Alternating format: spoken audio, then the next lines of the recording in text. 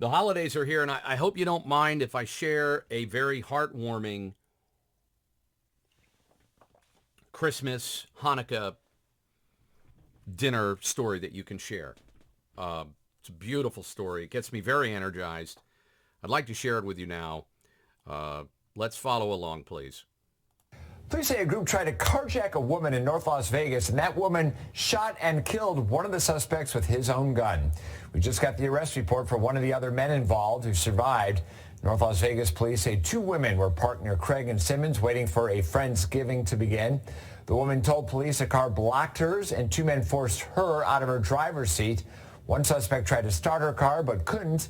This is where it just gets wonderful. We realize how often thugs are dumb. And again, this is it's an inspirational story, especially for young people, because it sends the right message.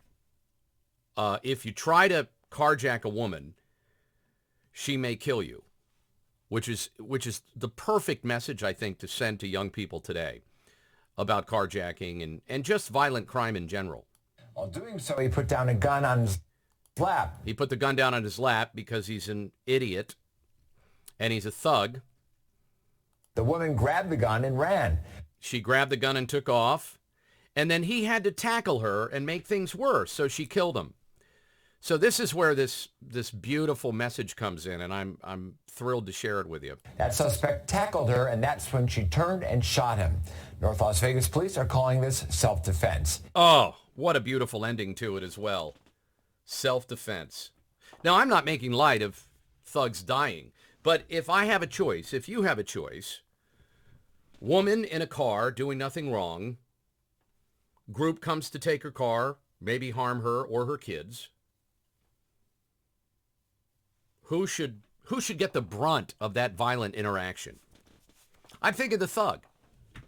In fact, if more women were armed and trained and more thugs were killed by those women, I think that would really reduce crime, much more than Biden's policies are, especially moms. But in blue states, in states that are run by progressive Democrats, that's not allowed. So, if you're the woman coming home late at night and you're the single mom, you're struggling to make ends meet, pay the babysitter, and you got to either drive or walk or commute through a rough area of your city, you're not allowed to carry a gun for self-defense because Democrats aren't into that because that gives you too much control.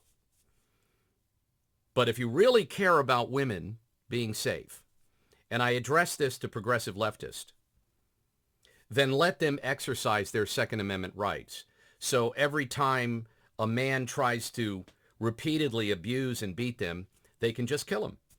Or if they try to carjack the car and take the 3-year-old in the back seat, they can just kill him. You see? Crime goes down, they save the court system money, and it's their right.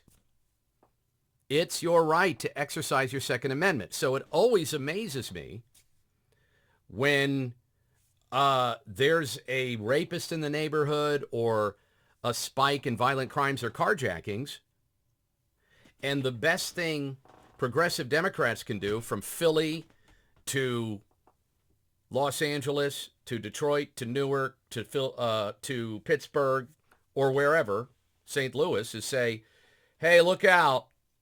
Have that 911 on speed dial. So again, ask your representative or your senator, do you really care about women's safety? Then why can't they kill people trying to carjack them? Oh, we can't have that. Why not? I say more guns, less crime, and more women with guns, the safer they are. So it's something to think about. It's something to think about. And it's a wonderful holiday story. If you got a bunch of young people around the table, maybe one of them is thinking, I really like that car. Why don't we just take it? The other one might say, no. Those women might kill you. Yes. It's the whole point of the Second Amendment. Thank you. And Merry Christmas.